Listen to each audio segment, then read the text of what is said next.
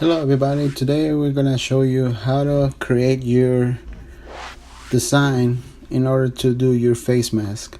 We sell products on Etsy.com and a lot of people are asking me if when I sell my blanks, if I provide a template for my customers to do their artwork and sublimate on the blanks. Well, I'm gonna show you the easiest way to create your artwork, like very easy, very simple. The way I do it, I create a square. That's what I tell my customers, that I create a square that is 9 inches long by 5.5 inches tall. So today I'm gonna show you how to do that, no matter what program you use. So in my case, I use cricut design. I'll show you. I have it right here. This is the program that I use. So this is what I use to create my artwork. So to do that, we have to go over here. You have open a new design, a new project. We're gonna upload the image. To do that, we just go over here, click here, and then over here we're gonna upload our images. You can either like drop it and bring it, drag it over here, or like just browse it. Usually I try to find like a good quality images, so in that way the design is gonna look good. Over here you have 3 options where you can select, like if you don't want to modify anything, you can go like simple, the way it is, just leave it as it is. If you want to change some stuff, like you want to change some color, or you don't want any color, you don't want any background, you can select either like complex or the other option. So I'm just gonna select complex over here, continue, and over here you can see I had the image and I had these 3 tools: crop, erase, and this one is like to, let's say you want to remove the background, but if you see around the edges, you still see a little bit of the black, so it's not gonna look good. So sometimes it's better to just leave it like the way it is. Okay, so and then after that, just click continue, save it, and then from there I'm just gonna get it from here and then go to insert. Here we have our artwork.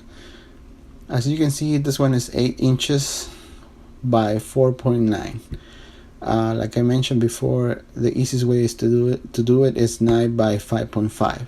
So what I do, either you can modify by unlock this thing over here and then just change the size here, but it depends, like sometimes it's gonna modify also the design. So sometimes like you have to work around.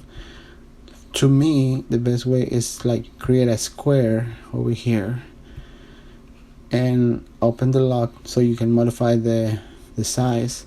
Over here it says there's gonna be only cut. This program, you use it when you do vinyl, but in this case we're gonna print. We're gonna use our sublimation printer, so we need to print the image. So we go here to print, and then over here you have the colors, and we want to match it. In this case it's black. So now that you have this box over here, what I'm gonna do is just gonna go over here in white and then select 9 inches, and over here 5.5, and this is my design. So as you can see, this image went to the front and the other one went to the back. So to put this one on the front, what I'm gonna do is just like right click and then send to the front over here. So now we have it on the front. So, and then I'm just gonna adjust it over here, like calculate, make sure that it's gonna be on my mask. If you see that you have less space on the top and more on the bottom, just like try to drag it all the way to the bottom. Also you can select the square on the back, and as you can see there's a X, and that will tell you like what's the center. You can align this design. I'm just gonna put it let's say over here. like that. Okay, after that, now we have to select both designs. So I'm just gonna like drag it over here, select the both, and now as you can see, it's one image that is 9 by 5.5. After that, you have two images. To make it one, you gotta go over here and flatten, and then as you can see, it became one. This is the image that we are working. Very simple. I mean, it took me like what, 1 minute and a half, 2 minutes. Okay, so after that, you just click make it, and since we are doing sublimation, you always have to mirror the image, because you're gonna transfer the image to the design, to the blank. So the image that you're transferring is gotta be mirror. Okay, and my paper for sublimation, it's 8.5 by 11. So as you can see, also has the mat to cut it. So if I put it on the cricut, but it's gonna take more time, it's gonna cut, the machine is gonna cut like all the way around here. But I don't do that, because that will save me a lot of time, like go by one by one, and sometimes I'm making like 10-15 designs, and I don't have the time to go one by one and put it on the cricut machine. So I cut them manually. I use the scissor. I have a cutter, paper cutter. That's what I use, and I don't use the mat, and I don't use the cricut. I just use the cricut to do the design. All right. So after that, you just click continue, and over here is gonna look for the machine. I don't tell it to look for the machine. So what I do, I just go to send to printer, and over here you select the printer that you wanna send it to. You use sublimation printer. As you can see over here, I have two printers. One is like to do my labels and other stuff, and this one is my sublimation printer. I always try to remove this bleed, because that's gonna bring more ink to the design.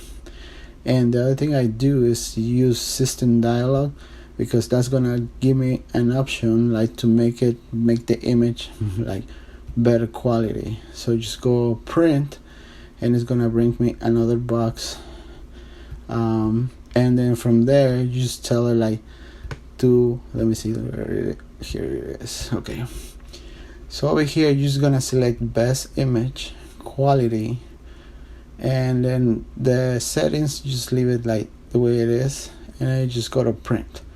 After you hit print, it's gonna print this image right here, and your image is gonna look good, and that's all you need. Okay, so let me just finish this. This thing is sometimes it's Mac, it's pretty good, but sometimes it's acting a little weird. Okay, so this is the design that is gonna be printing. You don't need to put it on the machine. All you have to do is just cut it around, and then use your design, and then press it with your heat press machine on your blanks. Like I always said, try to cover your elastic, so in that way you're not gonna get ink on your elastic, and it's gonna look a little bit more professional. All right, thank you for watching. Don't forget to subscribe to our YouTube channels. Also try to follow us on Facebook and Instagram. Thank you for watching.